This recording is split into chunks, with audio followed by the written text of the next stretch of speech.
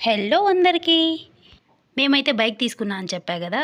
ఆ మరుసటి రోజే మా జేజీ వచ్చింది ఊరి దగ్గర నుంచి. కానీ బండిని చూసి కొత్త బండి గదా! దిష్టి తీద్దామని కోడిని తీసుకొనొచ్చి దిష్టి తీసి దాన్ని కోసింది. ఇట్లా చేయడం వల్ల నరదిష్టి అలాంటివి తగలకుండా ఉంటాయంట. అట్లే ఏమైనా యాక్సిడెంట్లు అలా జరక్కోకుండా, కింద పడుకోకుండా, ఎవరి దిష్టి తగలకుండా ఉండేదాని కోసం ఇలా తీసింది. నాకైతే కోసేటప్పుడు మాత్రం చాలా బాధేసింది. ఊరికే మన బైక్ కోసం అనేసి ఇలా కోడిని కోస్తాన్నామని. కానీ అవి పెంచింది మాత్రం కోయడానికే. సరే ఆమె తెచ్చింది గదా! ఆమె నమ్మకం ఆమెదనేసి ఇక పట్టుకున్నాను. కానీ ఇదే ఫస్ట్ టైమ్ నేనిలా పట్టుకొని దీనికి దగ్గర నుంచి చూడడం కోసేది.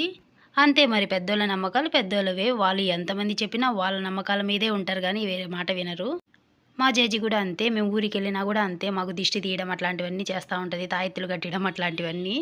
ఇప్పటికి కూడా ఇంటికెళ్ళినామంటే మా చెల్లెలికి గాని, నాకు గాని అంతరాలు కట్టియడం, దిష్టి తీయడం అట్లాంటివన్నీ చేస్తా ఉంటది. మీ ఇంట్లో గూడా ఇలాంటి వాళ్ళున్నారా?